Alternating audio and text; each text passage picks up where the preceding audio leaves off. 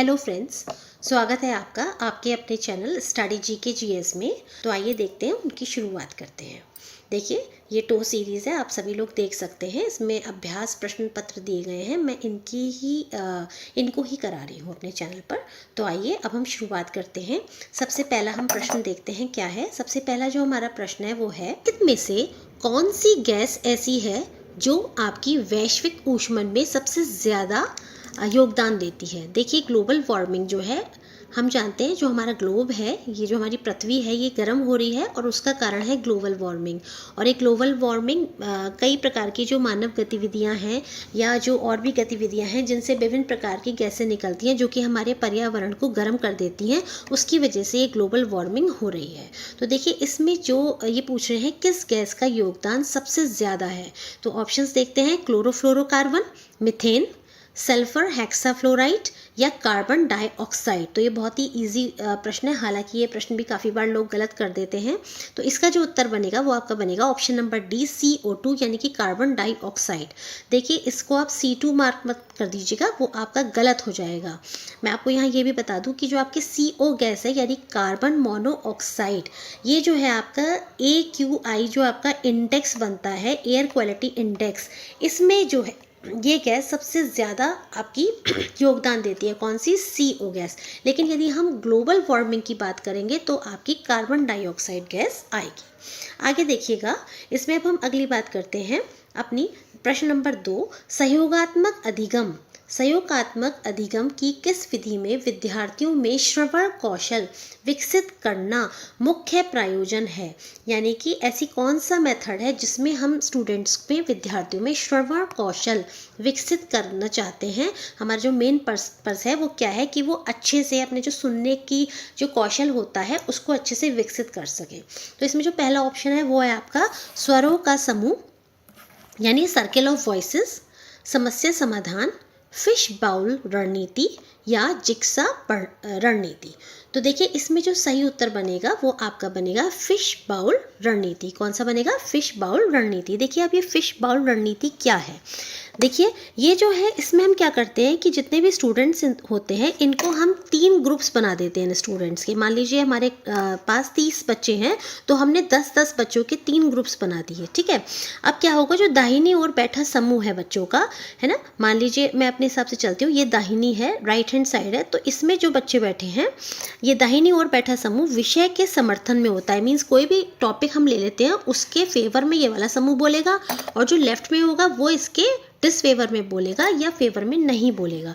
ठीक है, और बीच में जो बैठा हुआ समूह होता है वो क्या करता है, दोनों के विचारों को लिखता है और ये बताने का काम करता है कि कौन सा समूह ज़्यादा करेक्ट अपने विचारों को प्रभावी ढंग से, अपने तथ्यों को बता रहा है और वो वैलिड है, वो सही है, रिलायबल है।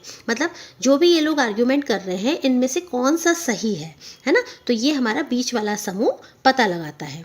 ठीक है, अतः इन्हें कक्षा के समक्ष तैयार की गई रिपोर्ट को प्रस्तुत करने के लिए कहा जाता है। और फिश बाउल रणनीति सहयोगात्मक अधिगम की वह विधि है जिसके द्वारा विद्यार्थियों में श्रवण कौशल, है ना, लिसनिंग जो आपका स्किल है, ये डेवलप किया जा सकता है। किससे? फिश बाउल रणनीति से। नेक्स्ट देखिएगा, निम्नांकित में से कौन सी एक उत्तम प्रश्न पत्र की विशेषता नहीं है। मीन्स हम अगर कोई क्वेश्चन पेपर बनाते हैं तो उसमें क्या क्या विशेषताएं होनी चाहिए, पहले आइए यही देख लेते हैं। क्या उसमें वस्तु निश्चितता होनी चाहिए? बिल्कुल करेक्ट। विश्वसनीय होना चाहिए? बिल्कुल सही। व्यक्ति निश्चितता होनी चाहिए? नहीं, व्यक्ति निश्चितता उसके अंदर नहीं होनी चाहिए, है ना। और विधि मान्यता? बिल्कुल सही। तो यानी कि यहाँ पर हमसे क्या पूछा है? नहीं। तो इसमें हमारा कौन सा ऑप्शन सही हो जाएगा? व्यक्ति निष्ठता, जो कि एक अच्छे प्रश्न पत्र के अंदर नहीं होनी चाहिए। आगे देखते हैं, क्वेश्चन नंबर 4 देखते हैं। मात्रात्मक शोध को कौन सा शोध भी कहा जाता है? जो आपका मात्रात्मक शोध है इसको हम और क्या कह सकते हैं? तो इसको हम कह सकते हैं संरचित उपागम। किसको? मात्रात्मक शोध को, यानी क्वांटिटेटिव जो आपका ये रिसर्च होता है, इसको आप स्ट्रक्चर्ड अप्रोच भी कह सकते हैं। देखिए, ये जो होता है ना, मात्रात्मक शोध के अंतर्गत मात्रात्मक प्रकार से मापित हो सकने वाली घटनाओं का ही अध्ययन किया जाता है और इसको हम जो है क्या बोलते हैं? स्ट्रक्चर्ड अप्रोच या संरचित उपागम। नेक्स्ट देखिए, मापन की निम्नलिखित मापनियों को सबसे अधिक सरल से मापन की निम्नलिखित मापनियों को सबसे अधिक सरल से सबसे अधिक विकसित के क्रम में रखें। हाँ ठीक है, सबसे आसान जो है और फिर सबसे ज़्यादा जो विकसित है ना, तो उसके आपको क्रम में रखना है। तो देखिए इन्होंने 4 दी हुई हैं। एक तो आपकी है क्रमिक, जिसको हम बोलते हैं नॉमिनल, ठीक है। दूसरी है आपकी क्रमिक को आप माफ़ कीजिएगा, आप नामिक को जो है नॉमिनल बोलते हैं, जबकि जो आपकी क्रमिक होती है इसको आप क्या बोलते हैं, ऑर्डिनल। क्या बोलते हैं हम इसको, ऑर्डिनल, ठीक है। नेक्स्ट है हमारी अनुपात। अनुपात मीन्स व्हाट, रेशियो, ठीक। और लास्ट है हमारा अंतराल यानी कि इंटरवल, इंटरवल। तो देखिएगा ये जो हमारे 4 टाइप्स हैं इनको हम बहुत आसान है, इसकी एक ट्रिक है, NOIR, इससे आप ध्यान रखिएगा। तो सबसे पहले हमारा कौन सा आएगा, नॉमिनल यानी कि नामिकता आएगा हमारा। देखिए मैं आपको बता देती हूँ, NOIR, है ना। तो सबसे पहले हमारा कौन सा आएगा, सबसे पहले हमारा आएगा नॉमिनल, फिर आपका आएगा O माने ये आपका क्रमित, है ना। तो आपका आएगा उसके बाद सेकंड नंबर पे ये NO यानी कि ऑर्डिनल, फिर आपका आएगा I यानी कि इंटरवल यानी कि अनुपात, और लास्ट में आपका कौन सा आएगा, अंतराल यानी कि रेशियो, ठीक है। तो फर्स्ट, सेकंड, थर्ड, फोर्थ। तो अब आप इसको लगा लीजिए, BACD। तो देखिए कहाँ है ऑप्शन में, BACD, this means option number 4 is correct. ये सबसे आसान है। फिर उसके बाद धीरे धीरे इसमें हम स्तर बढ़ाते चले जाते हैं। मापन की ये विधियाँ हैं 4। आपको मैंने कल बताया भी था कि जो हमारी अंतराल मापनी होती है उसमें शून्य का क्या वो था, कुछ कंसेप्ट मैंने बताया था। यदि आपको ध्यान हो तो आप मुझे कमेंट बॉक्स में बताइएगा कि शून्य का क्या कंसेप्ट मैंने आपको बताया था। चलिए आगे चलते हैं। डाक से प्रेषित प्रश्नावली, अवलोकन, साक्षात्कार तथा सामूहिक प्रश्नावली किसके उदाहरण हैं। तो देखिए ये उदाहरण है किसके, द्वितीयक स्रोत के या व्यक्तिक स्रोत के या प्राथमिक स्रोत के या तृतीयक स्रोत के। तो देखिए इसका जो उत्तर है बहुत आसान है, इसका उत्तर है प्राइमरी मेथड।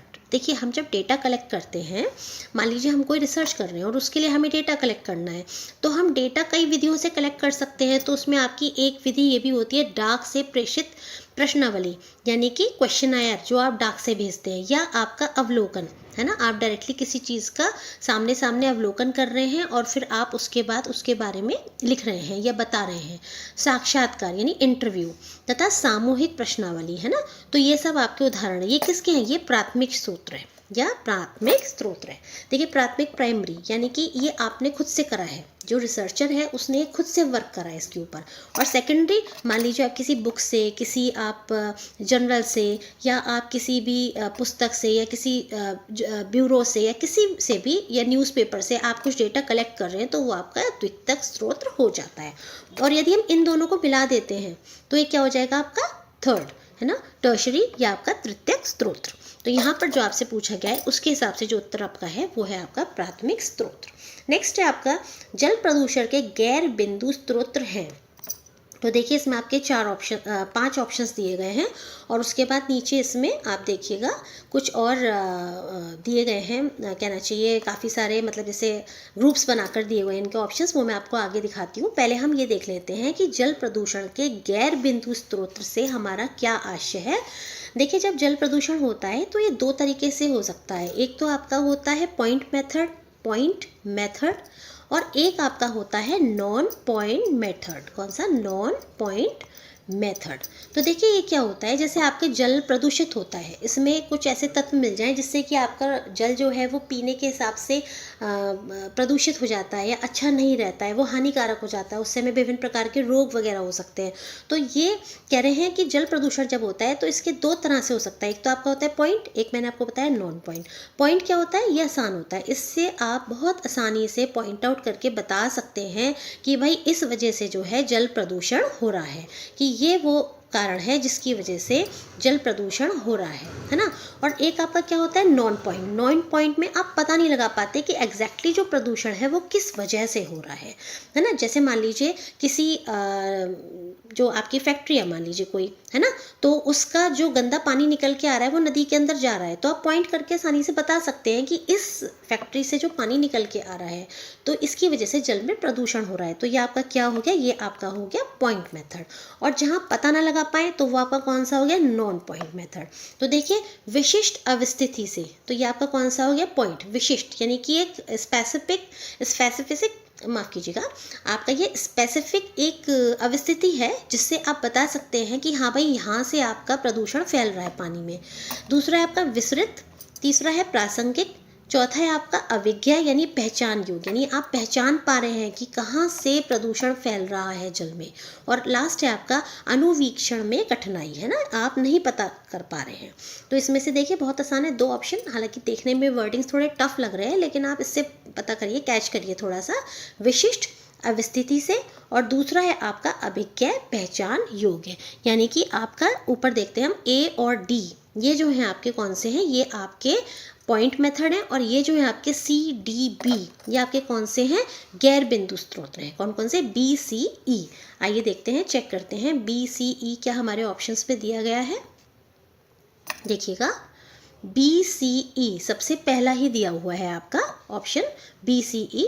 तो इस तरीके से हमारा जो उत्तर है यहाँ पे करेक्ट हो जाता है। बी सी ई आपके कैसे हैं, ये आपके नॉन पॉइंट इन्होंने पूछे थे ना, वो वाले ऑप्शन हैं।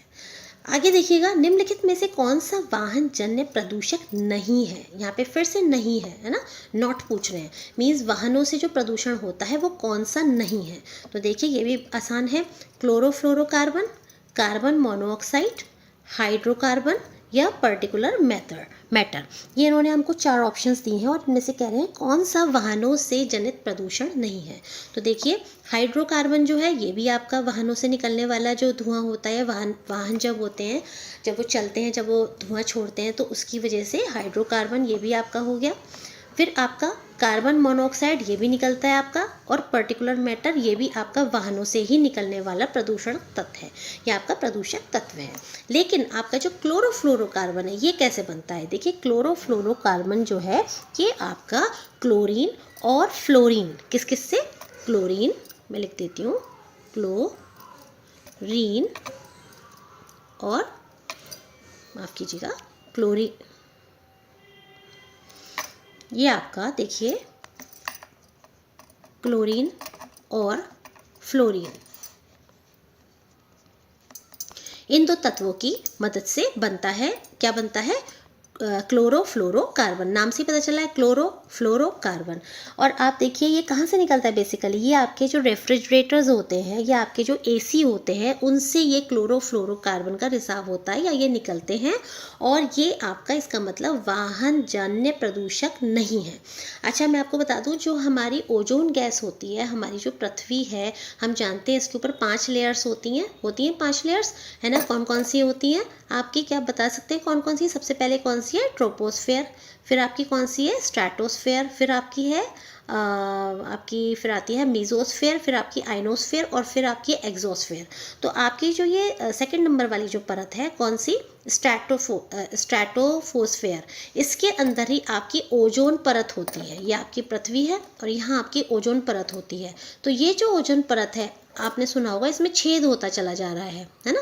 और ये जो छेद है किस गैस के कारण होता है, जो मेन इसका कारण है वो आपके क्लोरोफ्लोरोकार्बन ही होते हैं। इसको हम बोलते हैं CFC गैस। इसकी वजह से ही जो हमारी ये ओजोन परत है, जो हमारी सूर्य की हानिकारक जो किरणें होती हैं, पराबैंगनी किरणें, वो जो हमारी जब धरती पे आती हैं तो उनसे हमारी रक्षा करती है। तो ये जो गैस है ये आपकी इसमें छेद कर रही है धीरे धीरे, ठीक है। अच्छा सूर्य से क्या आप बता सकते हैं कितने प्रकार की हानिकारक किरणें आती हैं, तो देखिए 8 प्रकार की सूरज से हानिकारक किरणें आती हैं। उसमें सबसे ज़्यादा हानिकारक किरण कौन सी होती है, वो आपकी होती है आपकी एक्सरे, है ना। एक्सरे वाली जो आपकी होती हैं, एक्सरेज जो आती हैं, है ना, वो आपकी सबसे ज़्यादा हानिकारक किरणें होती हैं जो पृथ्वी पर आती हैं।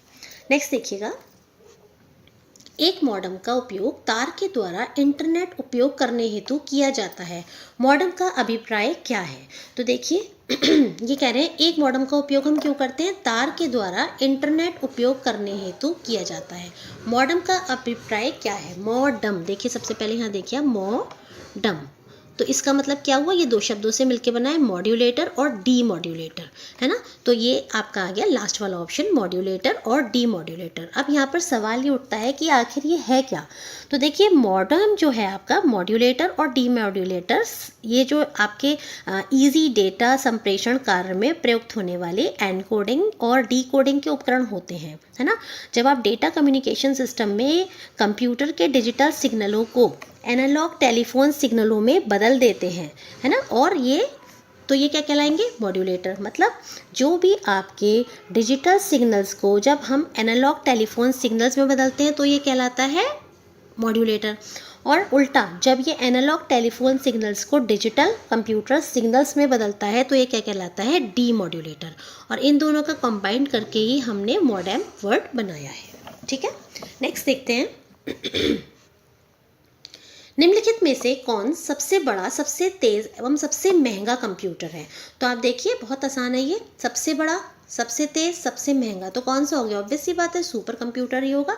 सुपर कंप्यूटर आपका बहुत ज़्यादा महंगा भी होता है, बहुत तेज़ भी होता है चलाने में, और बहुत तेज़ी से गणनाएं कर लेता है, और बहुत कठिन से कठिन गणनाओं को, कठिन से कठिन अनुमानों को ये बहुत आसानी से लगा लेते हैं सुपर कंप्यूटर। चलिए आप बता सकते हैं भारत का सुपर कंप्यूटर कौन सा है। भारत का सुपर कंप्यूटर कौन सा है, तो मैं आपको बताती हूँ, ये है आपका ऐरावत। कौन सा है, ऐरावत, ठीक। ऐरावत आपका सुपर कंप्यूटर है भारत का। अगर हम वर्ल्ड का पूछें, विश्व का, तो ये किसका है, ये है आपका फ्रंटियर कंप्यूटर। फ्रंटियर कंप्यूटर ये सुपर कंप्यूटर है, फ्रंटियर। और ये कहाँ का है आपका, ये आपका यूएसए का सुपर कंप्यूटर है। नेक्स्ट देखते हैं 1 GB की कंप्यूटर मेमोरी किसके बराबर है। तो 1 GB की जो कंप्यूटर मेमोरी होती है वो हमारे किसके बराबर होती है, ये आपकी होती है मेगाबाइट्स के बराबर, ठीक है। 1 मेगाबाइट में कितने 1 GB में कितने मेगाबाइट्स आएंगे आपके, 1024, है ना, 1024 मेगाबाइट्स आएंगे। इसी तरह से अगर हम पूछें कि 1 मेगाबाइट में कितने क्या आएगा, तो 1 मेगाबाइट में आपके क्या आएंगे, किलोबाइट्स। कितने, ये आपका बराबर होगा 1 MB के, है ना, और ये आपका बराबर है किसके, 1 गीगाबाइट्स के। और ये जो है आपका 1024 बाइट, ये किसके बराबर है, ये आपके बराबर है 1 KB के, ठीक है। इसी तरह से 1024 गीगाबाइट, ये मैं इसको हटा देती हूँ, गीगाबाइट ये किसके बराबर है, टेराबाइट्स की, ठीक है, टेराबाइट्स की। इसी तरह से फर्दर ये आगे बढ़ते जाते हैं, है ना। और आगे देखिएगा कंप्यूटर नेटवर्क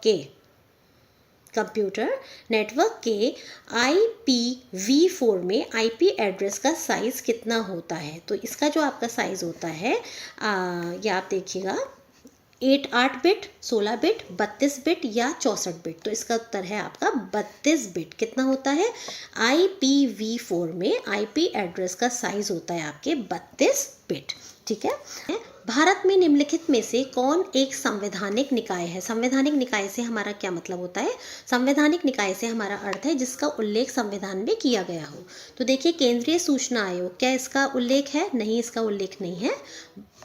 नेक्स्ट देखिए विश्वविद्यालय अनुदान आयोग, क्या इसका उल्लेख है, नहीं, इसका भी उल्लेख नहीं है भारत के संविधान में।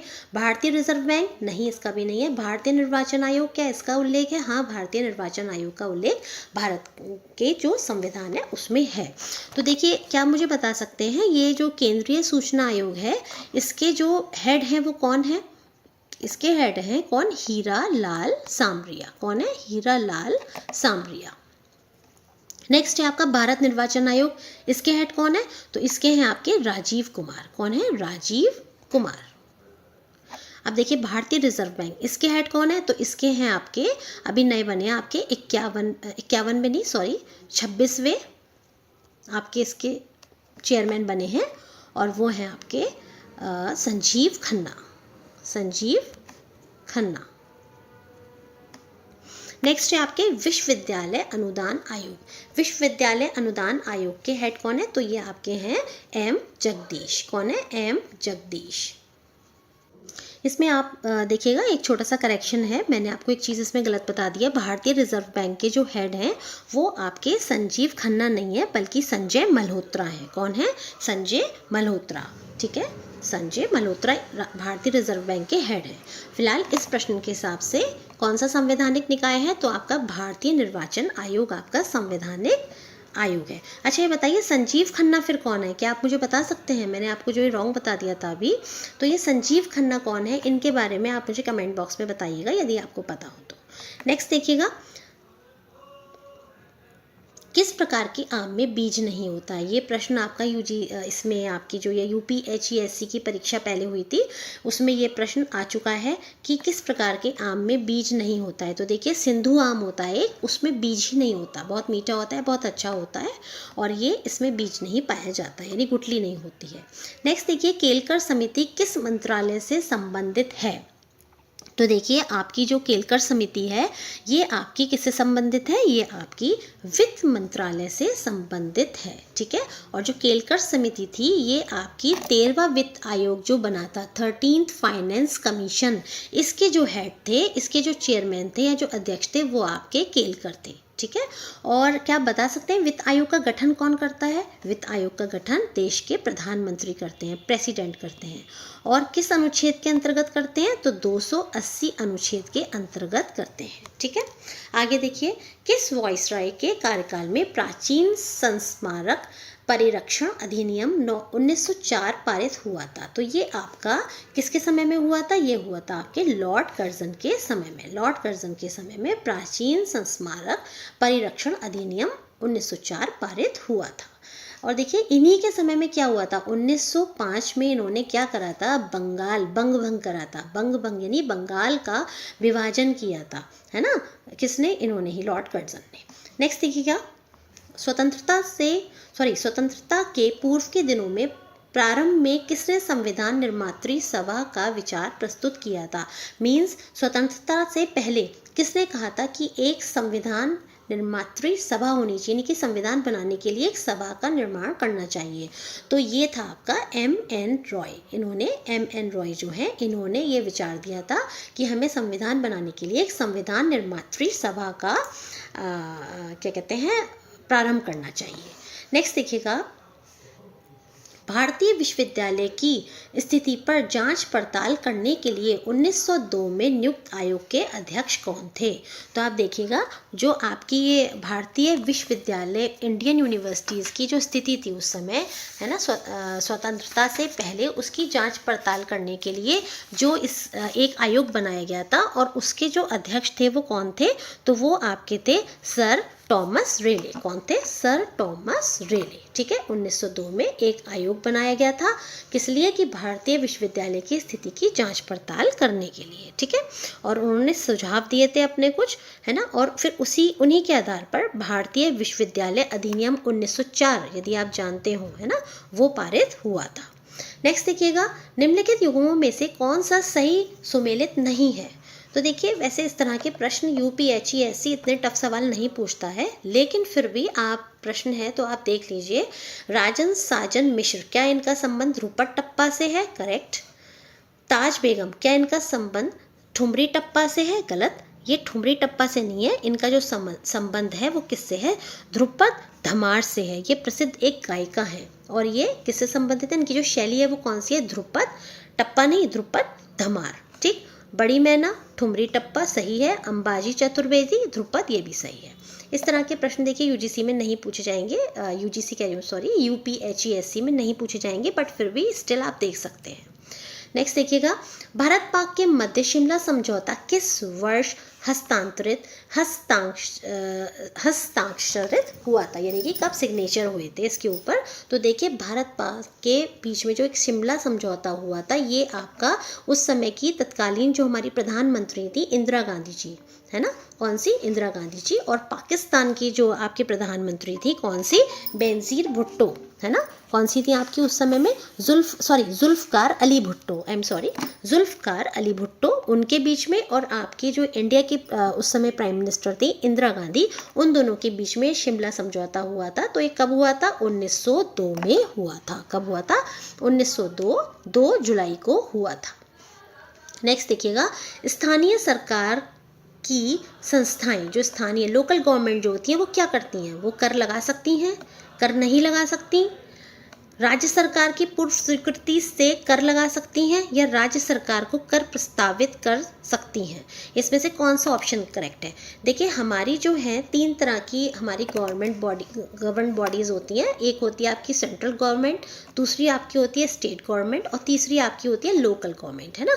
तो आप देखिएगा, जो यहाँ पर बात हो रही है स्थानीय यानी कि लोकल गवर्नमेंट की, तो ये क्या कर सकती हैं? ये जो संस्थाएं होती हैं ये आपकी कर लगा सकती हैं, ठीक है। और देखिए ये क्या करती हैं, ये किस तरह के कर लगाती हैं? ये आपके बाजार पर कर है, या चूंगी पर आपके चूंगी कर है, या आपका जल कर है, या आपका तीर्थ यात्रा पर कर है ना, या आपके वाहनों पर कर लगता है, स्वच्छता पर कर लगता है। ये सब ये लगाती हैं लोकल गवर्नमेंट, ठीक है, किसी भी स्थान की। तो देखिए कर लगा सकती हैं, ये इनका करेक्ट ऑप्शन है। नेक्स्ट देखिए, मशहूर नारा इनकलाब जिंदाबाद किसने दिया था? तो देखिएगा, मशहूर नारा इनकलाब जिंदाबाद जो है ये किसके द्वारा दिया गया था? तो ये आपका दिया गया था हसरत मोहानी। हसरत मोहानी जो है इन्होंने ही ये नारा दिया था। और ये कौन थे? हसरत मोहानी एक स्वतंत्रता सेनानी थे और ये उर्दू भाषा के प्रसिद्ध कवि थे। कौन? हसरत मोहानी, ठीक है। इन्होंने ही इनकलाब जिंदाबाद का नारा दिया था, ठीक है। आगे देखिएगा, निम्नलिखित में से कौन सा सुमेलित नहीं है? फेमिना मिस इंडिया 2024 क्या निकिता पोरवाल है? बिल्कुल करेक्ट, निकिता पोरवाल ही फेमिना मिस इंडिया 2024 हैं। शास्त्र रामानुजन पुरस्कार 2024 क्या अलेक्जेंडर डुन को मिला था? करेक्ट, इनको मिला था। भारतीय वायुसेना के जो अध्यक्ष हैं क्या वो अमरप्रीत सिंह हैं? हाँ जी, वो अमरप्रीत सिंह हैं, अब चेंज हो चुके हैं। नेक्स्ट है आपका सैफ महिला चैंपियनशिप 2024 का विजेता कौन था? क्या नेपाल था? नहीं, ये आपका गलत हो जाता है क्योंकि नेपाल उप विजेता था। तो आपका विजेता फिर कौन था? तो विजेता था आपका पड़ोसी देश, आपका बांग्लादेश, ठीक है। क्या आप बता सकते हैं बांग्लादेश के जो अभी राष्ट्रपति हैं वो कौन है? वो हैं आपके मोहम्मद यूनुस। कौन है? मोहम्मद यूनुस, है ना। अच्छा, मोहम्मद यूनुस जो है उनको क्यों फेमस है वो बहुत? क्योंकि उनको नोबेल पुरस्कार मिला था। अच्छा, उन्हें नोबेल पुरस्कार अगर मिला था तो उनको क्यों मिला था? क्योंकि उन्होंने एक तो ग्रामीण बैंकिंग के बारे में अपने विचार दिए थे बहुत ज़ोरदारी से, और एक उन्होंने जो है आपका ये जो माइक्रो फाइनेंस होता है उसका कंसेप्ट भी इन्होंने दिया था। इसी वजह से इनको जो है नोबेल पुरस्कार मिला था और इसीलिए अब ये बांग्लादेश के राष्ट्रपति बने हैं। आगे देखिएगा, प्रश्न नंबर 25 छठवें खेलो इंडिया यूथ गेम्स 2023 के संदर्भ में कौन सा कथन सही नहीं है? तो देखिएगा, सबसे पहले क्या कह रहे हैं, कौन कौन से कथन हैं इसके अंदर। देखिए, छठवा, ये तमिलनाडु के चेन्नई, मदुरई, तिरुचिरापल्ली और कोयम्बटूर में आयोजित हुआ था। क्या ये सही है? हाँ, ये ऑप्शन आपका सही है। दूसरा, इसमें 36 टीमों ने भाग लिया। करेक्ट। महाराष्ट्र, तमिलनाडु और हरियाणा पदक तालिका में फर्स्ट, सेकंड और थर्ड प्लेस पर थी, है ना, ये भी आपका करेक्ट है। उत्तर प्रदेश पदक तालिका में 5वें क्रम पे था? नहीं, 5वें पे नहीं था, ये आपका 7वें क्रम पे था। और उत्तर प्रदेश ने इसमें कितने मेडल्स जीते थे? तो आप देखिए, इसमें उन्होंने 11 गोल्ड जीते थे यूपी ने अपने, और आपके 13 सिल्वर जीते थे और आपके 18 जो है ब्रॉन्ज जीते थे, ठीक है। तो इस तरह से आपके कितने हो जाते हैं? ये आपके हो जाते हैं 8 and 3 11, देन 12, 1 इज है, देन 42 जीते थे किसने? उत्तर प्रदेश ने। और ये कौन से नंबर पे था? ये आपका 7th नंबर पे था। किसमें? 6th खेलो इंडिया यूथ गेम्स 2023 में। आगे देखते हैं, भारत की पहली स्वदेशी नई पीढ़ी की विकिरण रोधी मिसाइल का नाम क्या है? मींस रेडिएशन रोधी मिसाइल का नाम क्या है? तो ये है आपका रुद्रम फर्स्ट। क्या नाम है इसका? रुद्रम फर्स्ट, ठीक है। और इसका जो परीक्षण है वो 2024 में राजस्थान में किया गया था, और राजस्थान में भी चंदन रेंज में किया गया था। नेक्स्ट देखिएगा, ये मिलान करने हैं हमको, मतलब सही उत्तर का हमें चयन करना है कि कौन सा किससे मिल रहा है। तो देखिएगा, पहला है आपका के संजय मूर्ति। ये क्या है? ये आपके CAG हैं, यानी कि भारत के नियंत्रक एवं महालेखा परीक्षक हैं। कौन? संजय मूर्ति। संजीव खन्ना, अभी मैंने आपसे देखिए ऊपर पूछा था कि संजीव खन्ना के बारे में आप बता सकते हैं कौन है? जो मैंने आपको RBI के गवर्नर के बारे में गलत बता दिया था। RBI के गवर्नर संजय मल्होत्रा जी हैं, जबकि मेरे मुंह से गलती से संजीव खन्ना निकल गया था, हालांकि मैंने करेक्ट भी कर दिया था तुरंत ही। तो देखिए, संजीव खन्ना भारत के 51वें मुख्य न्यायाधीश हैं। कनक राजू ये कौन है? गुड़ासी नृत्य गुरु हैं। और आपके आशीष खन्ना ये कौन है? ISA के महानिदेशक हैं। ISA के महानिदेशक हैं कौन? आपके आशीष खन्ना। अच्छा, ISA का जो आपका भी कहना चाहिए एक तरह से किसको इन्होंने वो दिया, हेडशिप किसको दी है? तो इन्होंने इंडिया को दी है। और ये किस किस के बीच मेन था? ये था आपके फ्रांस और इंडिया के बीच में ISA। ठीक है, नेक्स्ट देखते हैं। भारत वन स्थिति रिपोर्ट 2023 के अनुसार कुल भौगोलिक क्षेत्रफल की तुलना में वनावरण के प्रतिशत की दृष्टि से शीर्ष स्थान पर कौन सा राज्य या संघ रहा है? तो ये आप देखिएगा, इसमें इन्होंने 4 ऑप्शंस दिए हैं और इसका जो करेक्ट आंसर है वो कौन सा है? वो है आपका लक्षद्वीप। ठीक है, क्या कह रहे हैं? भारत वन स्थिति रिपोर्ट 2023 के अनुसार कुल भौगोलिक क्षेत्रफल की तुलना में जो वनावरण है ना, तो उसमें जो प्रतिशत की दृष्टि से यदि हम देखते हैं तो टॉप मोस्ट कौन सा हमारा कहना चाहिए आपका वो है यूटी या आपका स्टेट? तो ये आपका लक्षद्वीप है। ठीक है, और उसके बाद सेकंड नंबर पे कौन सा है? फिर आपका सेकंड नंबर पे आएगा मिजोरम और फिर आपका थर्ड नंबर पे आ जाएगा कौन सा? आपका अंडमान और निकोबार द्वीप समूह। ठीक है, ये आपका थर्ड नंबर पे है। आगे देखते हैं, निम्नलिखित में से कौन सा युग्म सुमेलित नहीं है, यानी कि सही कौन सा नहीं है इसमें से पेयर, वो आपको बताना है। भारत का सबसे बड़ा प्राकृतिक बंदरगाह क्या मुंबई बंदरगाह है? बिल्कुल सही, ये आपका सही है। भारत में खारे पानी की सबसे बड़ी तटीय झील क्या चिल्का झील है? बिल्कुल सही है। इसमें कौन सी मिलती हैं फिशेस? देखिए, इसमें गंगा डॉल्फिन, गैंगटिक डॉल्फिन्स पाई जाती हैं जो कि राष्ट्रीय जलीय जीव है भारत का, है ना। अब देखिए, उच्चतम न्यायालय की प्रथम महिला न्यायाधीश क्या आपकी लीला सेठ थी? नहीं, ये गलत है ऑप्शन। कौन थी? फातिमा बीबी थी, जिनका भी कुछ समय पहले निधन हो गया था। वो आपकी सुप्रीम कोर्ट की पहली महिला न्यायाधीश थी। नेक्स्ट है आपके न्यायाधीश थी। और नेक्स्ट है आपका अंतर्राष्ट्रीय न्यायालय में प्रथम भारतीय न्यायाधीश कौन से थे? BN राव थे। बिल्कुल करेक्ट, ये आपके अंतर्राष्ट्रीय जो न्यायालय है, अंतर्राष्ट्रीय न्यायालय आप समझ रहे हैं ना, जो आपका इंटरनेशनल कोर्ट है, ये कहाँ पर है? ये आपका नीदरलैंड्स में है, द हेग में इसका मुख्यालय है ना। और अभी एट प्रेजेंट वहाँ पर उसके जो हेड है वो कौन है? नवाब सलाम है, नवाब सलाम उसके हेड है। ठीक है, तो फिलहाल इसमें से कौन सा सही नहीं है ये आपसे पूछ रहे हैं, तो आपका जो थर्ड ऑप्शन है ये आपका फिर इस हिसाब से आपका हो जाता है कि ये सही नहीं है। नेक्स्ट देखिएगा, निम्नलिखित में से कौन सा विकल्प सही सुमेलित नहीं है? शिमला समझौता क्या 2 जुलाई 1972 को हुआ था? अभी मैंने आपको ऊपर बताया था, हाँ जी, ये 2 जुलाई 1972 हुआ था, इंदिरा गांधी और आपके जुल्फिकार अली भुट्टो जी के बीच में। गांधी इरविन समझौता क्या ये 5 मार्च 1931 को हुआ था? हाँ, हुआ था। चौरी चौरा कांड क्या ये 6 फरवरी 1922 को हुआ था? हाँ, हुआ था। जलियांवाला बाग हत्याकांड ये कब हुआ था? 13 अप्रैल 1919 को हुआ था? हाँ जी, हुआ था। अब ये बताइए, अगर चारों सही हैं तो फिर गलत कौन सा है? देखो, आप अगर एक इसको प्राइमरीली लेवल से देखोगे तो आपको ये सब सही लगेंगे, लेकिन अगर आप थोड़ा सा ध्यान से देखेंगे तो आप पकड़िएगा 4 फरवरी है, ये 6 फरवरी नहीं है। 4 फरवरी को चौरी चौरा कांड हुआ था। मैंने आपको बताया भी था ये क्यों हुआ था अपनी पिछली वीडियोस में। आइए शुरुआत करते हैं। देखिए, इसमें जो सबसे पहला प्रश्न है वो क्या कह रहा है उसको हम देखते हैं। निम्नलिखित में से कौन से वायु प्रदूषक की मानवीय निम्नलिखित में से कौन से वायु प्रदूषक की मानवीय रक्त के हीमोग्लोबिन से अधिक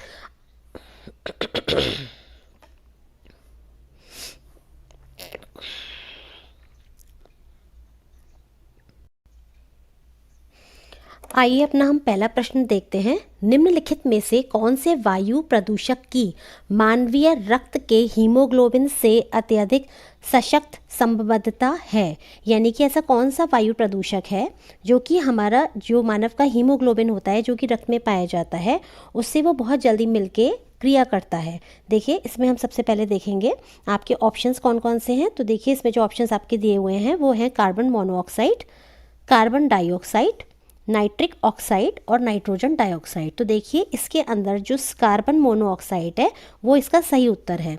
ये जो है आपका जब हीमोग्लोबिन में मिल जाता है, जब हम श्वास लेते हैं और अगर ये कार्बन मोनोऑक्साइड हमारी सांस के साथ अंदर चली जाती है, ये एक विषैली गैस होती है तो इससे धीरे धीरे व्यक्ति की मृत्यु भी हो सकती है। इसको हम दम घोटू गैस के नाम से भी जानते हैं। किसको? कार्बन मोनोऑक्साइड गैस को। और मैं आपको बता दूं, जो वायु प्रदूषण होता है इसमें इसका यानी CO का बहुत ही इम्पॉर्टेंट रोल है, क्योंकि ना इसके कारण ही सबसे ज़्यादा जो हमारा वायु प्रदूषण है वो फैलता है। आइए अब हम अपना नेक्स्ट प्रश्न देखते हैं। कक्षा का मुक्त वातावरण। कक्षा का मुक्त वातावरण जहां अध्यापक एवं छात्र आपस में सहभागी होते हैं और एक दूसरे का ध्यान रखते हैं, ऐसे वातावरण में कौन सा शिक्षण स्तर सहायक होगा? यानी कि जब एक दूसरे का ध्यान रखते हुए, सहभागिता करते हुए जब छात्र और अध्यापक एक दूसरे के साथ अन्योन्य क्रियाएं करते हैं, तो ऐसे में कौन सा शिक्षण स्तर कहलाएगा? देखिए हमारे जो स्तर दिए हुए हैं वो आप देख सकते हैं। स्मरण स्तर, दूसरा है आपका अवबोध स्तर, तीसरा है विमर्शी स्तर और चौथा है स्वायत्त विकास स्तर। तो इसका जो सही उत्तर होगा वो आपका होगा कौन सा? विमर्शी स्तर। देखिए विमर्शी स्तर क्यों? सबसे पहले जो आपका स्मरण स्तर है या जो आपका मेमोरी लेवल है, इसके बारे में जानते हैं। ये छोटे बच्चों के लिए यूज़ किया जाता है ना। स्मरण स्तर, इसमें क्या होता है कि छोटे बच्चों के लिए मेमोरी बेस्ड चीज़ें उन्हें सिखाई जाती हैं, याद कराई जाती हैं, पोएम्स याद कराई जाती हैं, या उनको रटने वाली चीज़ें ज़्यादा दी जाती हैं छोटे बच्चों के लिए, क्योंकि उनकी उस समय मेमोरी, वो इतने तो समझदार होते नहीं हैं कि कंसेप्ट्स को समझ सकें या बहुत ज़्यादा डिस्कशन कुछ कर सकें, तो इसीलिए उस समय उनको सिर्फ याद कराया जाता है। तो वो आपका होता है मेमोरी लेवल, जो कि छोटे बच्चों के लिए ही यूज़ होता है। दूसरा है आपका अपबोध स्तर। जो अपबोध स्तर होता है इसको हम अंडरस्टैंडिंग लेवल कहते हैं। ये आपका बेसिकली जो जूनियर के स्टूडेंट्स होते हैं, जो बीच के बच्चे होते हैं, मीन्स यानी कि आपके छोटे बच्चों से ऊपर और बड़ों से नीचे, जो बीच का आपका स्तर आएगा, उसके लिए आपका अपबोध स्तर यूज़ किया जाता है। ठीक है। नेक्स्ट है आपका विमर्शी स्तर। इसमें क्या होता है कि विचार विमर्श कर सकते हैं जो स्टूडेंट्स हैं, वो जो आपके जो भी विचार होते हैं या जो भी कोई टॉपिक होता है उसको अच्छे से समझ पाते हैं, उसके बारे में गुण दोष की व्याख्या कर पाते हैं, उसका मूल्यांकन भी कर पाते हैं। तो ये सब क्या है? ये विमर्शी स्तर में आता है, जो कि डिग्री कॉलेज या हायर लेवल के जो बच्चे होते हैं उनके लिए हम लोग यूज़ करते हैं। तो यहाँ पर क्या है, देखिए एक दूसरे का ध्यान रखते हुए छात्र एवं अध्यापक आपस में सहभागी होंगे, और तो कौन सा शिक्षण स्तर आएगा? तो आपका आएगा यहाँ पर विमर्शी स्तर। आगे देखिएगा, रचनात्मक मूल्यांकन का क्या उद्देश्य है? रचनात्मक मूल्यांकन कौन सा होता है? ये आपका होता है फॉर्मेटिव एनालिसिस। कौन सा होता है? Formative analysis. देखिए पहला है छात्रों के अधिगम उपलब्धियों का श्रेणीकरण करना, छात्रों के अधिगम निष्पादन में त्वरण लाना यानी गति लाना, तीसरा है छात्रों के निष्पादन ग्राफ का सत्यापन करना, या चौथा है शिक्षण की प्रभाविता की प्रतिपुष्टि प्रदान करना। तो इसमें जो आपका करेक्ट आंसर हो जाएगा वो हो जाएगा आपका क्या? छात्रों के अधिगम निष्पादन में त्वरण लाना या गति लाना। देखिए रचनात्मक मूल्यांकन, इसका मतलब है फॉर्मेटिव एनालिसिस, है ना। तो इसमें क्या होता है? देखिए इसका उद्देश्य क्या होता है कि छात्रों का जो अधिगम निष्पादन होता है उसमें गति लाता है ना।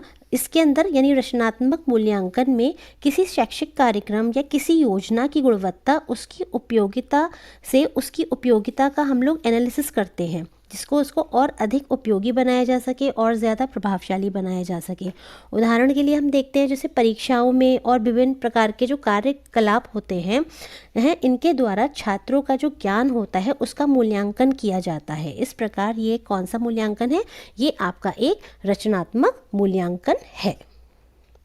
जो रचनात्मक मूल्यांकन होता है इसमें क्या होता है कि जो स्टूडेंट्स होते हैं उनको बीच बीच में उनका टेस्ट लिया जाता है, एनालिसिस किया जाता है, और फिर उनको उसी हिसाब से जो है उनको फीडबैक भी दिया जाता है।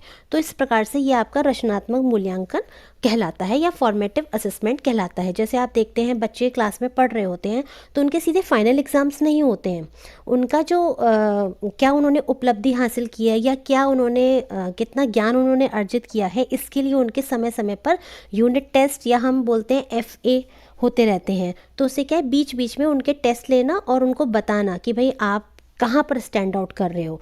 तो इस तरह से ये एक सतत चलने वाला मूल्यांकन भी है। तो इसका मतलब आपका ऑप्शन 3 जो है रचनात्मक मूल्यांकन, इसका जो उद्देश्य है वो क्या है? छात्रों के अधिगम निष्पादन में त्वरण लाना। आगे देखिएगा, परिमाणात्मक शोध प्रतिमान के अंतर्गत निम्नलिखित में से किन प्रतिदर्श प्रतिचयन विधियों को वरीयता दी जाती है। यानी जो आपके परिमाणात्मक शोध होते हैं, यानी कि आपके जो क्वांटिटेटिव रिसर्च होती है, ये उसके अंदर कह रहे हैं आपसे कि इसके अंतर्गत निम्नलिखित में से किन प्रतिदर्श प्रतिचयन विधियों को वरीयता दी जाती है। तो इसको आप आगे देखते हैं। साधारण यादृच्छिक प्रतिचयन, साधारण यादृच्छिक प्रतिचयन, यह आपका है स्तरित प्रतिचयन, ये है आपका अगला आनुपातिक प्रतिचयन, स्नोबॉल प्रतिचयन या व्यवस्थित प्रतिचयन। तो इसमें आप देख सकते हैं इसमें हम किस किस को देते हैं। तो इसमें जो हमारा सही उत्तर होगा आपका, एक तो इसमें आप किसमें क्वांटिटेटिव रिसर्च में आप किन किन प्रतिदर्श यानी किन किन सैम्पलिंग मेथड्स को यूज़ करते हैं। तो एक तो आप करते हैं साधारण यादृच्छिक प्रतिचयन, दूसरा है आपका स्तरित प्रतिचयन और तीसरा है आपका व्यवस्थित प्रतिचयन। ठीक है, तो ये आप यूज़ करते हैं, है ना। तो आपका जो ऑप्शन हो जाएगा वो आपका हो जाएगा A, B and E। Next देखिएगा 5th क्वेश्चन, कोडिंग शेड्यूल का प्रयोग किसमें किया जाता है। किसका? कोडिंग शेड्यूल का प्रयोग किसमें किया जाता है। तो देखिए इसमें जो आपके ऑप्शंस दिए हुए हैं वो हैं आपके, सबसे पहला जो आपका ऑप्शन है वो है आपका विमर्श डिस्कोर्स विश्लेषण, दूसरा है आपका अलंकारिक विश्लेषण, तीसरा है आपका विषय वस्तु विश्लेषण और चौथा है आपका वृत्तांत विश्लेषण। तो देखिए इसमें जो आपका सही उत्तर बनेगा वो आपका बनेगा कौन सा? विषय वस्तु विश्लेषण। ये किसकी बात कर रहे हैं? ये बात कर रहे हैं आपके कोडिंग शेड्यूल का प्रयोग किसमें किया जाता है। तो इसका प्रयोग किया जाता है विषय वस्तु विश्लेषण में। देखिए क्या होता है, जो सामग्री विश्लेषण में इसका वस्तुतः जो सामग्री विश्लेषण में उपयोग किए जाने वाला डेटा संग्रह उपकरण कोड बुक या कोडिंग योजना होती है और गुणात्मक सामग्री विश्लेषण में कोडिंग के दौरान कोड बुक का निर्माण और सुधार किया जाता है। किसमें किया जाता है? क्वालिटेटिव में यानी गुणात्मक सामग्री में। जबकि मात्रात्मक सामग्री में यानी क्वांटिटेटिव सामग्री विश्लेषण में कोड बुक को विकसित करने और कोडिंग से पहले विश्वसनीयता और वैधता के लिए पूर्व परीक्षण की आवश्यकता होती है। तो इसीलिए यहाँ पे आपका जो कोडिंग शेड्यूल है उसको हम किस में यूज़ करते हैं? उसको हम यूज़ करते हैं विषय वस्तु विश्लेषण के लिए, कि ये जो आपका जो भी कुछ है जो भी आप करने जा रहे हैं ये आपका वैध है कि नहीं है, विश्वसनीय है कि नहीं है। आगे देखिए, तो आपका उत्तर हो गया इसमें सी ऑप्शन इज़ करेक्ट।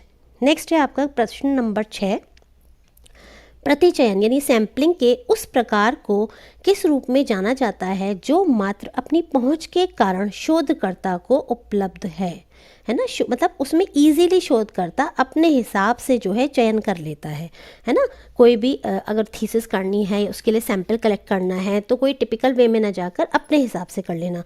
तो देखिए इसमें क्या ऑप्शंस हैं? कोटर प्रतिचयन, स्नोबॉल प्रतिचयन, सुविधाजनक प्रतिचयन और वेब प्रतिचयन। 4 आपके ऑप्शंस दिए हुए हैं। तो इसके अंदर कौन सा ऑप्शन आपका करेक्ट हो जाएगा? सुविधाजनक प्रतिचयन।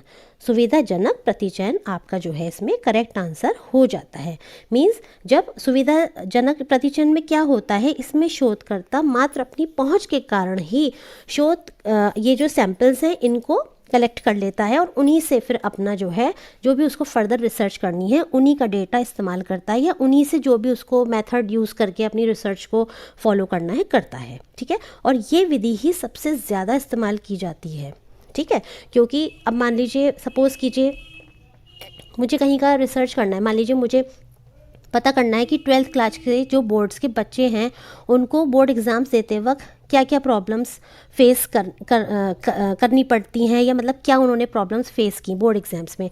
तो अब मेरे लिए मैं क्या करूँगी, मैं इसमें ये तो करूँगी नहीं कि हर एक के घर जा रही हूँ एक एक के। तो मैं क्या करूँगी, ईज़िली मान लीजिए मैंने स्कूल्स पूरे डिस्ट्रिक्ट में स्कूल्स हैं बहुत सारे और उनमें से मैंने मान लीजिए ये 50 स्कूल हैं जो कि एक डिस्ट्रिक्ट के अंदर हैं। तो अगर मान लीजिए मेरा घर यहाँ पर है तो मान लीजिए मैंने उन स्कूल्स को चुन लिया जिनमें मैं आसानी से पहुंच सकती हूं, या मान लीजिए जहां पर मेरी थोड़ी बहुत जानकारी है तो मैं आसानी से जाकर के अपना सर्वे कंडक्ट कर सकती हूं। तो इस तरीके से ये आपका क्या हो गया? सुविधाजनक प्रतिचयन। ठीक है, नेक्स्ट देखते हैं हम प्रश्न नंबर 7 देखते हैं। सूची 1 के साथ सूची 2 का हमें यहाँ पर मिलान करना है।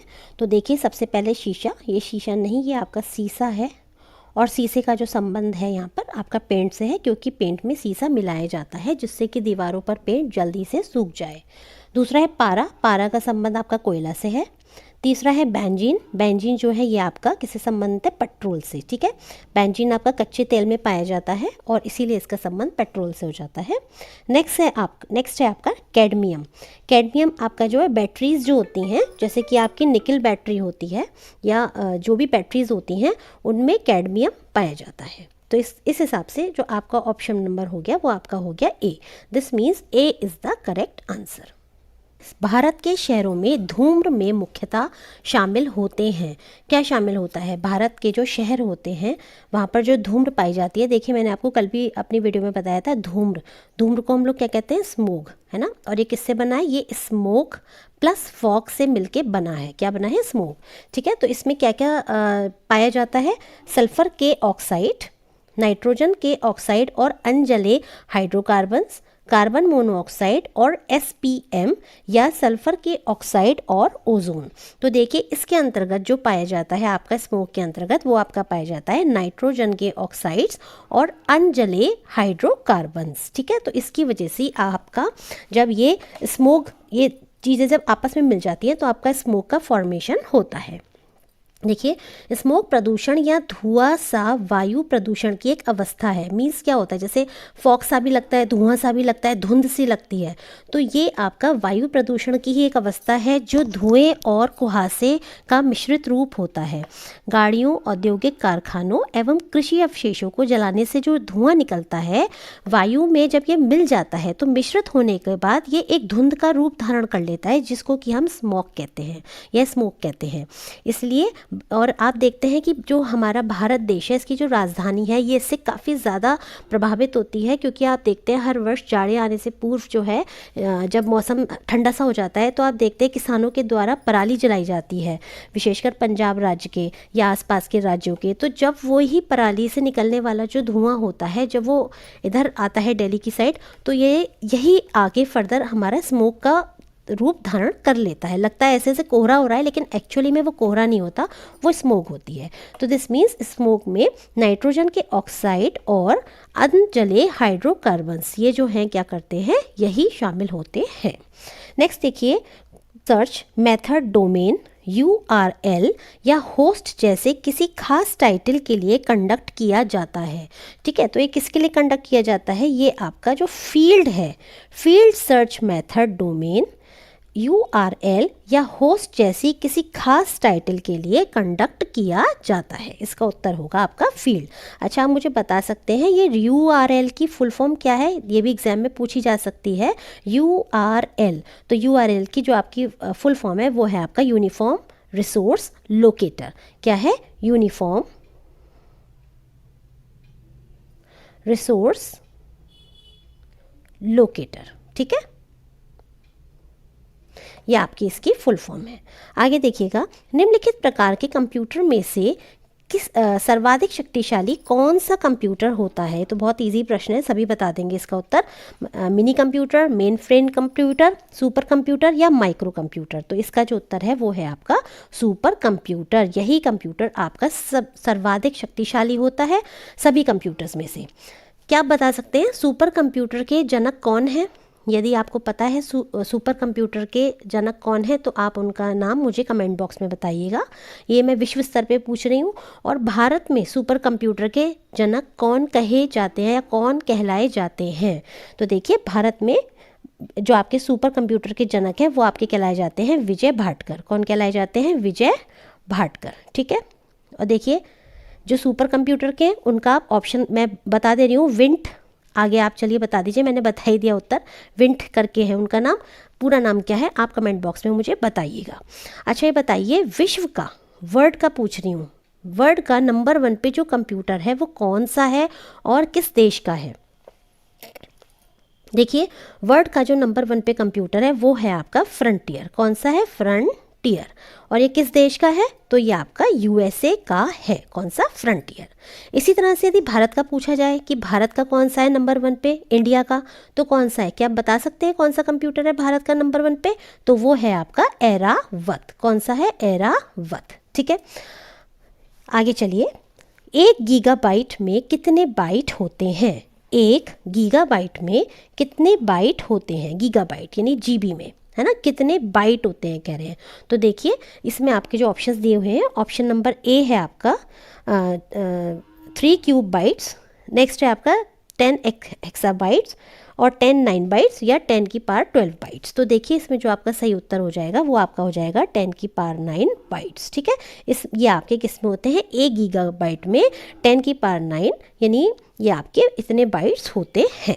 नेक्स्ट देखिए, इनमें से कौन सा एक आउटपुट कंप्यूटर डिवाइस का उदाहरण है ना? कौन सा एक आउटपुट कंप्यूटर डिवाइस का उदाहरण है?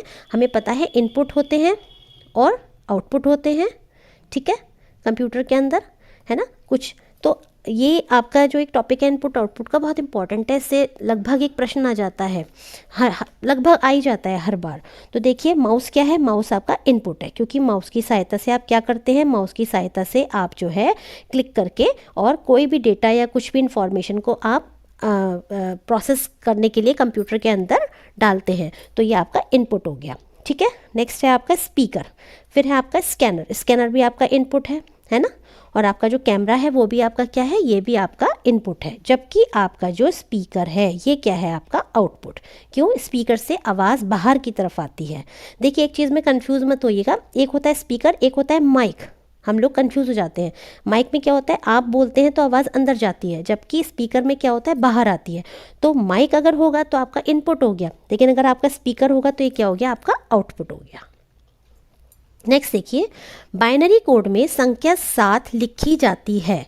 बाइनरी कोड में संख्या अगर आपको 7 दे दी जाए तो आप कैसे इसको सॉल्व आउट करेंगे? देखिए ये आपकी, मान लीजिए इसको सॉल्व करने का तरीका है 7, हम इसको हमेशा 2 से ही एक तरह से डिवाइड करेंगे। तो 2 3 ज़ा 6, कितना बचा? 1। नेक्स्ट है आपका 2 1 ज़ा 1। दिस मीन्स आपका जो आंसर हो गया वो क्या हो गया? हमेशा नीचे से स्टार्ट करके ऊपर की तरफ हम जाते हैं, 1 1 1। क्या आपका 111 जो है ये इसका आपका आंसर हो गया। किसका? ये आपकी जो संख्या दी हुई है 7, इसका बाइनरी कोड। नेक्स्ट देखिए, ग्रामीण स्वशासन के सबसे निचले स्तर पर लोकतांत्रिक संगठन को क्या कहा जाता है? ग्रामीण स्वशासन के कह रहे हैं सबसे निचला जो ग्राम स्तर होता है, ग्राम स्तर पर लोकतांत्रिक संगठन को क्या कहा जाता है? तो देखिए इसमें जो हमारे ऑप्शंस दिए हुए हैं पहले हम वो देख लेते हैं। इसमें हमारे जो ऑप्शन दिए हुए हैं वो आपका ग्राम सभा, फिर है आपका ग्राम समिति, फिर है आपका ग्राम पंचायत और नेक्स्ट है आपका न्याय पंचायत। तो ग्रामीण स्वशासन की बात हो रही है और सबसे निचले ग्राम स्तर पर पूछ रहे हैं जो संगठन होता है, डेमोक्रेटिक ऑर्गेनाइजेशन जो होता है उसको क्या बोलते हैं? तो उसको हम बोलते हैं क्या? ग्राम पंचायत। क्या बोलते हैं? ग्राम पंचायत।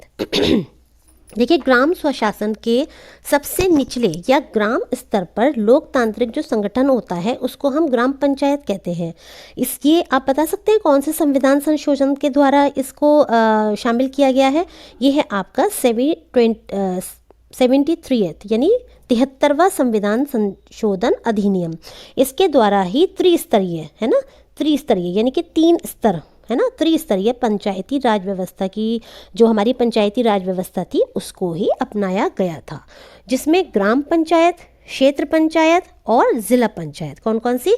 ग्राम पंचायत जो कि सबसे नीची थी ग्राम पंचायत, फिर थे आपकी कौन सी? क्षेत्र पंचायत, उससे ऊपर स्तर पर, ठीक, फिर थी आपकी कौन सी? ज़िला पंचायत, है ना।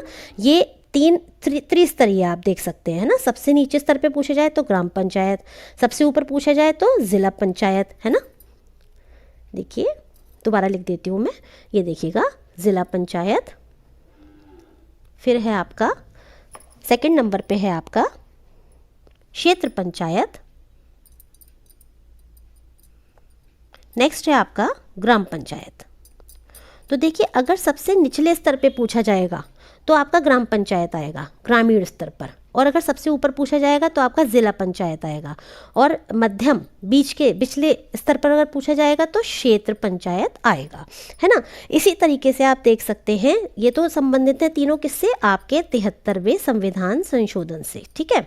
और यदि हम बात करते हैं 74th संविधान संशोधन की, तो इसमें क्या है? इस संविधान संशोधन अधिनियम के द्वारा नगर पंचायत, नगर पालिका परिषद एवं नगर निगम के गठन के प्रावधान किए गए हैं। तो सबसे ऊपर इसमें क्या आता है, नगर निगम, है ना, नगर निगम। नगर निगम का जो चेयरमैन होते हैं, जो अध्यक्ष होते हैं, हेड होते हैं, कौन होते हैं आपके, महापौर, है ना, मेयर, महापौर उस ज़िले के या उस जनपद के।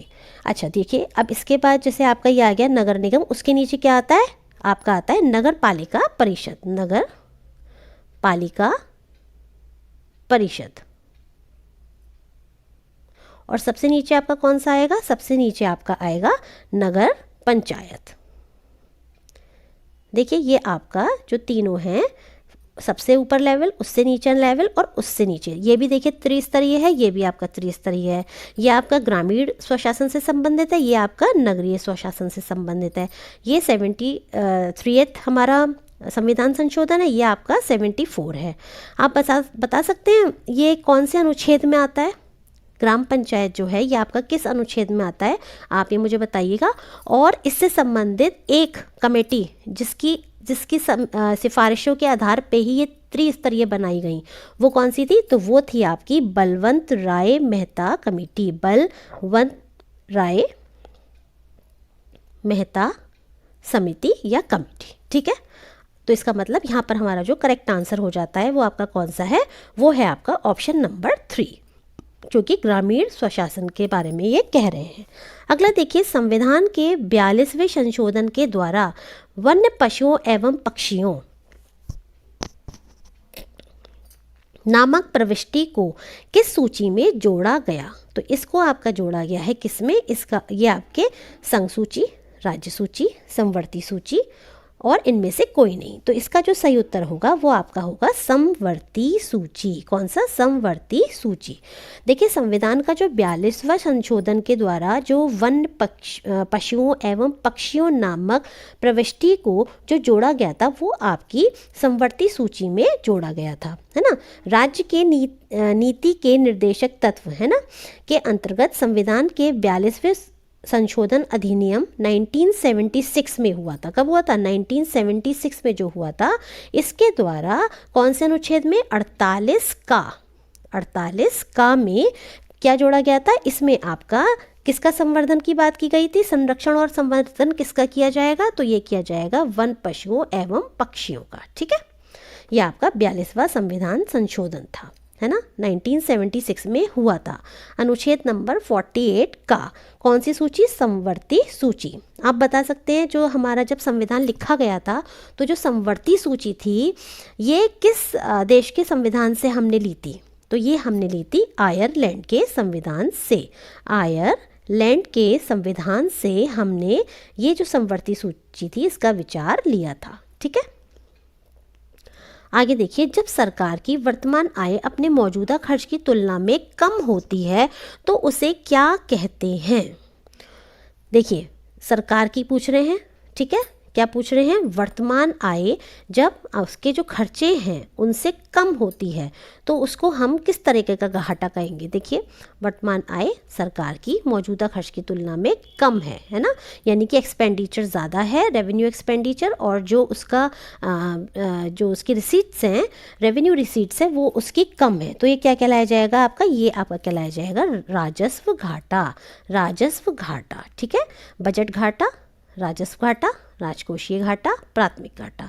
अगर मैं पूछूं आपसे इन सब में से सबसे बड़ा घाटा कौन सा होता है तो आप क्या बता सकते हैं कि कौन सा होता है, तो देखिए राजकोषीय घाटा जो है ये हमेशा सर्वाधिक होता है भारत के अंदर। और इस वक्त ये कितना है, जो अभी आपका जो ये अनुमानित किया गया है, ये आपका किया गया है 4.9। कितना किया गया है, 4.9। आगे देखिएगा, निम्नलिखित शहरों में से कौन सा शहर कर्क रेखा के एकदम समीप है। देखिए ये हमारा क्या है, ये हमारा धरती है ना, और ये हमारी क्या है, भूमध्य रेखा है। यहाँ पर अगर हम उत्तरी गोलार्ध में देखें तो 23.5 डिग्री पे हमारी क्या आती है, ये आपकी आती है कर्क रेखा, है ना। और नीचे अगर हम जाते हैं तो ये आपकी आती है कौन सी रेखा, 23.5 डिग्री पर आपकी आती है मकर रेखा, ठीक है। और ये आपकी कौन सी है, विषुवत रेखा, या आपकी भूमध्य रेखा, ठीक। अब आप देखिएगा ये कह रहे हैं, देखिए भारत की जो अवस्थिति है वो इस तरीके से है, ठीक है। अब भारत के बीचों बीच में से कर्क रेखा गुजरती है, तो ये कह रहे हैं कि जो शहर दिए हुए हैं जोधपुर, कोलकाता, दिल्ली, नागपुर, तो कौन सा जो शहर है वो एकदम नियरेस्ट है। तो देखिए ये जो है आपका, इसमें जो सही आपका आंसर हो जाएगा वो आपका हो जाएगा कोलकाता। कोलकाता जो है वो एकदम ही आपका समझ लीजिए कर्क रेखा से लगा हुआ सा ही समझ लीजिए, बहुत ही ज़्यादा नियरेस्ट है। और देखिए ये जो आपकी कर्क रेखा है ये कितने राज्यों से होकर गुजरती है, यदि ये पूछा जाएगा तो ये आपकी 8 राज्यों से होकर गुजरती है। आप बता सकते हैं वो कौन कौन से राज्य हैं, तो वो हैं आपके, देखिए गुजरात, फिर है आपका राजस्थान, फिर है आपका एमपी, फिर छत्तीसगढ़, फिर झारखंड, फिर आपका है पश्चिम बंगाल, वेस्ट बंगाल, त्रिपुरा, और फिर है आपका कौन सा, मिजोरम। ठीक है, ये आपके 8 राज्य हैं। इसकी वैसे आपने ट्रिक भी सुनी होगी, मित्र गमछा झारवा, ये वाली सुनी होगी, है ना। लेकिन ये कभी कभी जो ट्रिक है आपकी इतनी सक्सेसफुल नहीं हो पाती है, क्योंकि कभी कभी ये सीक्वेंस में लगाने को भी दे सकते हैं ना आपको। अब देखिए जैसे ये हमारी मान लीजिए भारत है, और भारत के बीचों बीच में से ये देखिए इस तरीके से जा रही है, मान लीजिए आपकी कर्क रेखा, है ना। तो यहाँ पे जो सबसे पहला राज्य है वो कौन सा है, गुजरात हो गया। और इधर जो लास्ट में है वो कौन सा है आपका, जो आपका राज्य है वो कौन सा है जहाँ पे लास्ट में आती है, तो ये आपका कौन सा हो गया, मिजोरम हो गया। कौन सा हो गया, मिजोरम हो गया। देखिए इसकी आपने एक ये सुनी भी होगी कि मित्र गमछा झारवा, लेकिन यदि आपको सीक्वेंस में लगाने को दे दें तो फिर आप इस ट्रिक से फेल हो जाएंगे। तो अभी मैंने हाल फिलहाल में ही पता नहीं कहाँ पर पढ़ा था या कहीं पर सुना था, एक और मेरी फ्रेंड ने शायद मुझे बताया था, एक उन्होंने मुझे एक ट्रिक बताई थी, वो थी आपकी गरम छाछ पत्रम।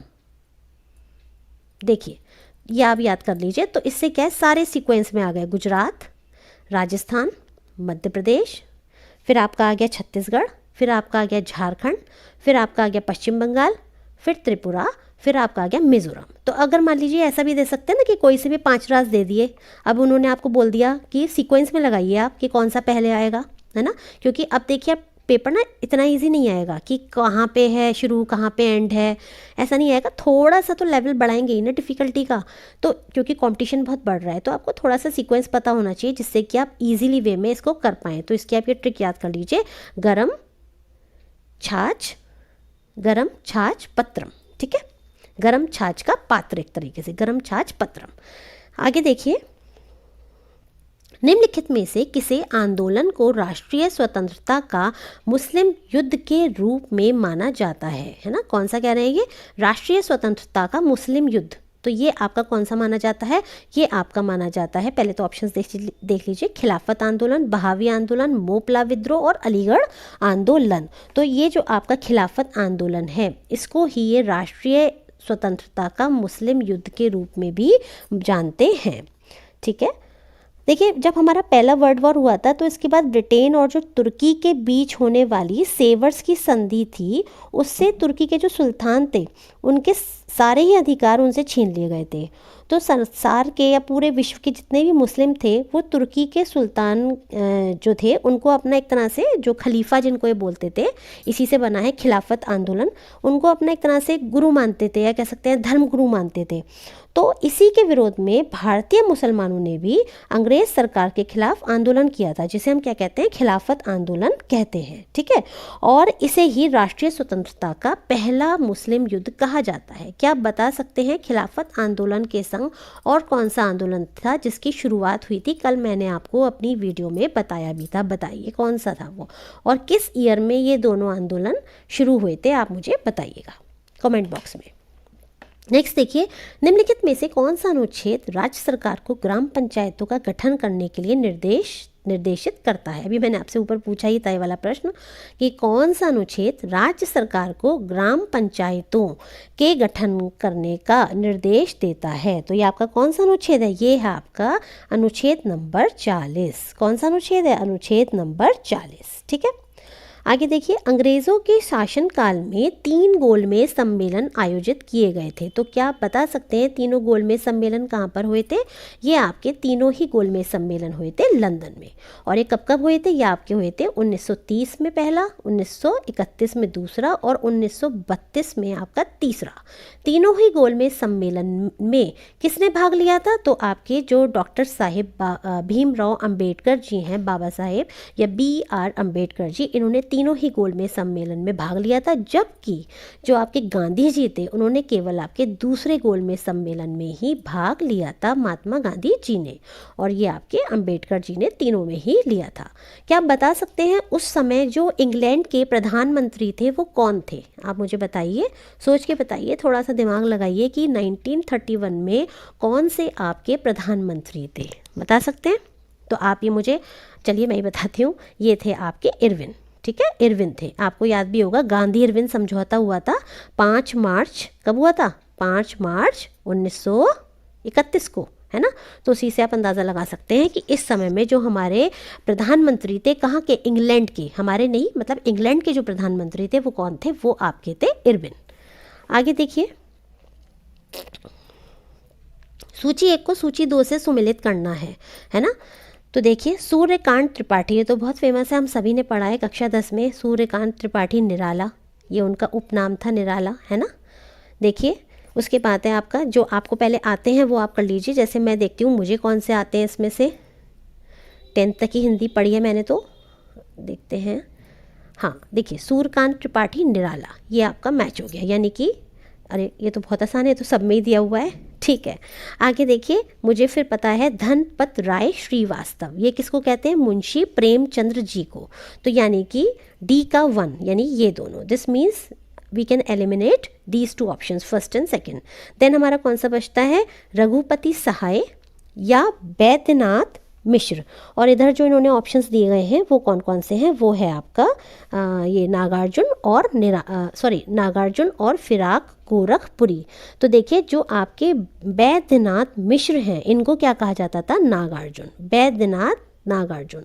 और आपके जो ये बच्चे फिर कौन से? रघुपति सहाय, ये आपके फिर हो गए फिराक गोरखपुरी। कौन से? फिराक गोरखपुरी। ठीक है, तो इस तरीके से हमारा ये जो ऑप्शन है B का 4, आपका ये वाला ऑप्शन, यानी ऑप्शन नंबर C जो है वो आपका करेक्ट हो जाता है। आगे देखिएगा,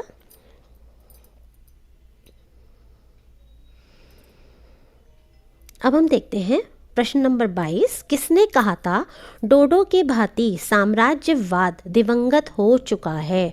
डोडो क्या है? पहले तो ये एक ऐसी बर्ड है जो कि विलुप्त हो चुकी है, ऐसा कहा जाता है।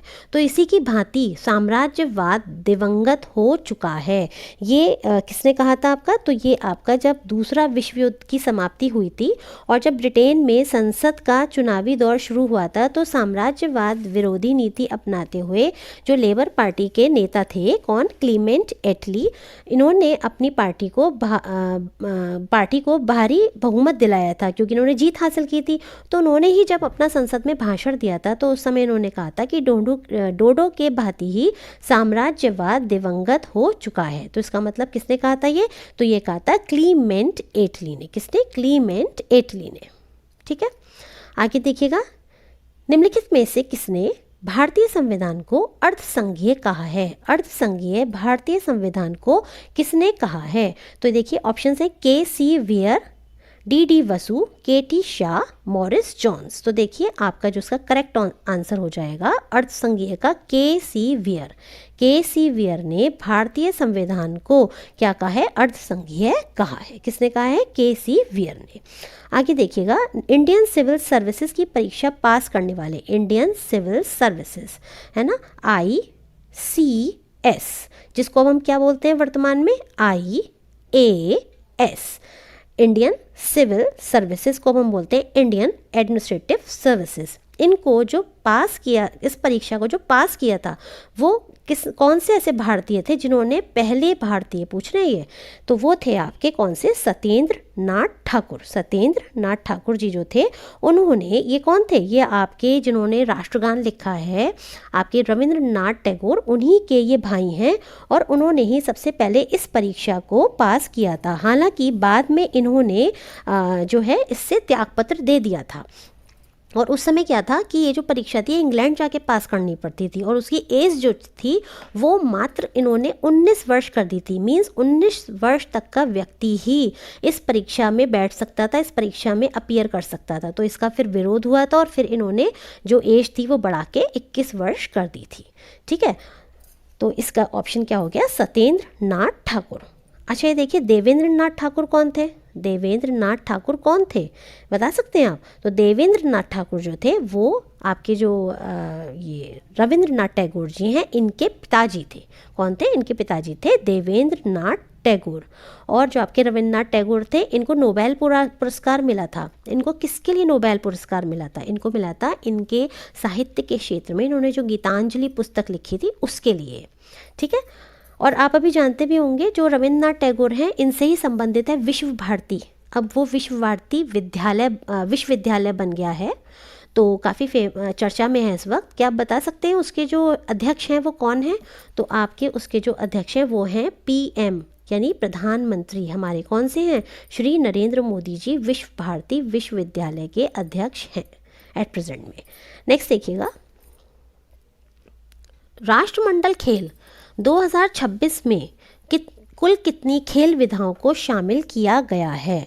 तो देखिए, जो राष्ट्रमंडल खेल हैं 2026, पहले तो यही बात कर लेते हैं कि देखिए राष्ट्रमंडल खेल 2026 सबसे पहले तो ये कहाँ आयोजित होंगे, वेरी इंपॉर्टेंट। तो ये आपके यूके में आयोजित होंगे, ग्लासगो में। कहाँ पर? ग्लासगो में। ठीक है, तो ये आपके ग्लासगो में आयोजित होंगे। और इनमें कुल 10 खेल विधाओं को, कितनी? 10 खेल विधाओं को इसमें शामिल किया गया है। कौन से? राष्ट्रमंडल खेलों में, कॉमनवेल्थ गेम्स में। ठीक है, 2026 की यहाँ पर बात हो रही है। आगे देखिएगा, 19वें एशियाई खेल में भाग लेने वाले देशों तथा उनके कुल पदक संख्या के संदर्भ में कौन सुमेलित नहीं है? यानी जो आपके 19वें राष्ट्रीय खेल हुए थे उसमें जो जिन देशों ने भाग लिया था और उन्होंने जो पदक प्राप्त करे थे उनमें से कौन सा ऑप्शन गलत है? तो देखिए, चीन।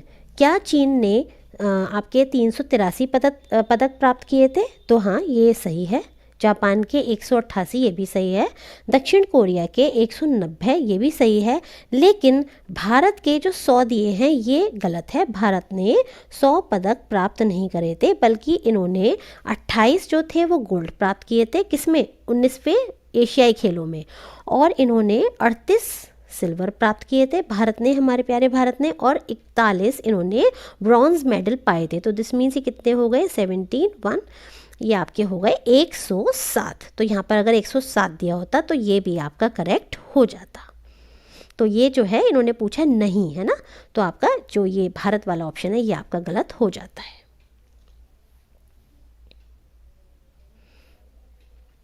आगे देखिएगा, निम्नलिखित में से कौन सा विकल्प सही नहीं है? फिर से नहीं आ गया। देखिए, वर्तमान में नाटो आप जान ही रहे हैं, जिसकी वजह से इतना बड़ा युद्ध चल रहा है यूक्रेन में और रशिया के बीच में, है ना। तो ये नाटो जो है इसकी फुल फॉर्म क्या है बताइए कमेंट बॉक्स में। नाटो के जो महासचिव हैं मार्क रूटे हैं। क्या ये सही है? बिल्कुल करेक्ट है ये ऑप्शन। विश्व हरित अर्थव्यवस्था शिखर सम्मेलन 2024 दुबई में हुआ था। क्या ये सही है आपका? तो ये बिल्कुल सही है कि ये जो है सम्मेलन आपका ये दुबई में हुआ था। नेक्स्ट देखिएगा, कौन सा? विश्व हरित अर्थव्यवस्था शिखर सम्मेलन दुबई में। संयुक्त राज्य अमेरिका को हथियार निर्यात करने वाला यानी एक्सपोर्ट करने वाला भारत का प्रथम राज्य कौन सा है? उत्तर प्रदेश है। क्या ये सही है? ये आपका सही है। नेक्स्ट है आपका, भारत का पहला संविधान संग्रहालय, क्या ये नई दिल्ली में स्थापित हुआ है? नहीं, ये नई दिल्ली में स्थापित नहीं हुआ है। तो ये फिर कहाँ पर हुआ है?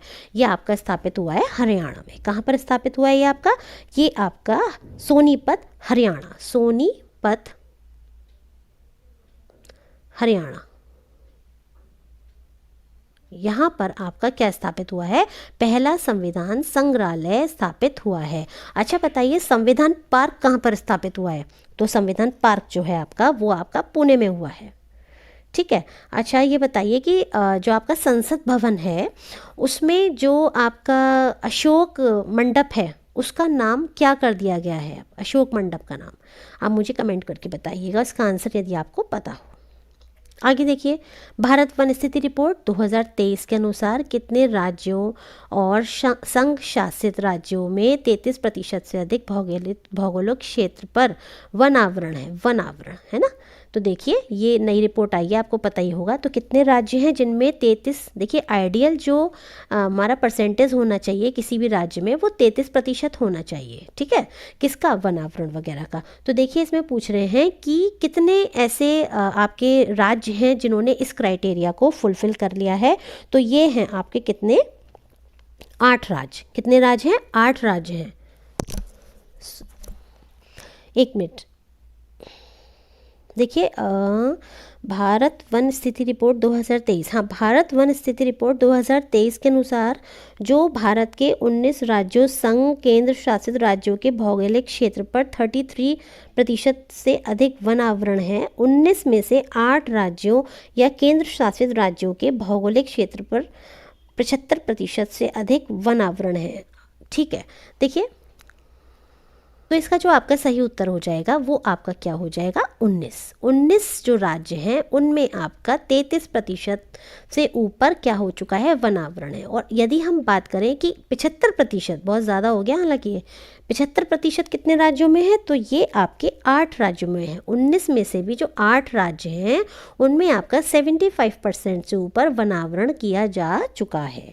अच्छा बताइए, मैक्सिमम क्षेत्रफल के हिसाब से मैक्सिमम एरिया में जहाँ पर ये आपका वन आवरण है वो कौन से राज्य में है, वो है आपका एमपी में। सेकेंड,